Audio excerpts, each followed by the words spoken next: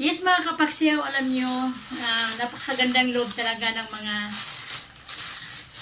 mga tao, most especially sa mga anak ko. Ayan o. Ano kaya ito? Alam ko, wipes. Yes, wipes.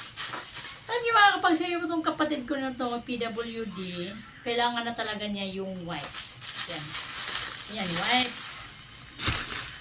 Ayan, mayroon nagkabot sa akin ng gloves. Siyempre, kailangan natin yon. Kung halimbawa, ano siya, di ba, magbawas, ito kailangan natin. Tapos yung wipes na ganito, ayan. Yan ang kapatid ko. Ito may mga adult diaper. Bigay din po ito ng mga kaibigan ko, sa mga anak ko. Ayan ito. Tapos ito din kahapon dumating ito. Di ko alam kung kanino to galing. Lumabas lang to dito. Ipinasok lang diretso na lang sa akin. Naka-address sa akin. Pero di ko alam dahil di ko pa na yan. Hindi ko pa tinitingnan kung saan to naggaling itong mga ito. Saka ito. Pampers din mga kapaksiw.